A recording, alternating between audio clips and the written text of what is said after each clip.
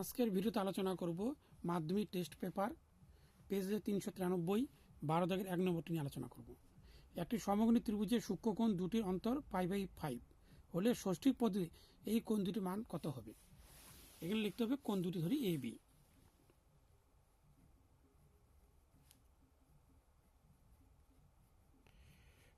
প্রথম শর্ত অনুসারে সমকোণী ত্রিভুজ যেহেতু আছে তাহলে এ প্লাস বি সমকোণী ত্রিভুজে 90 ডিগ্রি হয়, এখানে 1।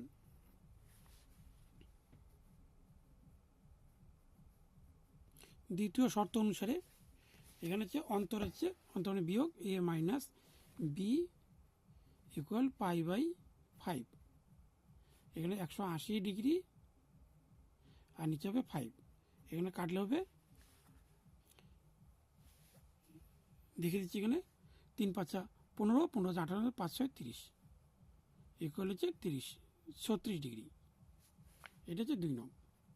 এখানে ডাইরেক্ট অপনয়ন করে দিচ্ছি, এখানে কেটে দিলাম, তাহলে হবে 2a ইকুয়াল 0, 6, 3 আর 9 হচ্ছে 12, তাহলে এ ইকুয়াল হচ্ছে এখানে 126 আর নিচে হচ্ছে 2, 6 × 2 = 12, 3 × 2 = 6, 63 ডিগ্রি।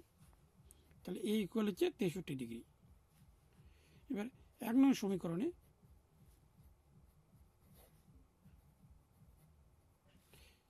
বসিয়ে পাই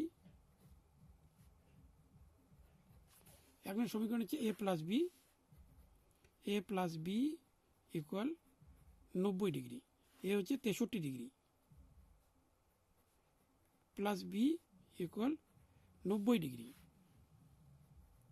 B equal 90 degree plus minus 63 degree, B equal এখানে বিয়োগ করলে হবে 27 ডিগ্রি।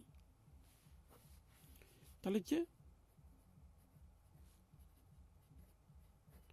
কোণ দুটির ষষ্ঠিক মান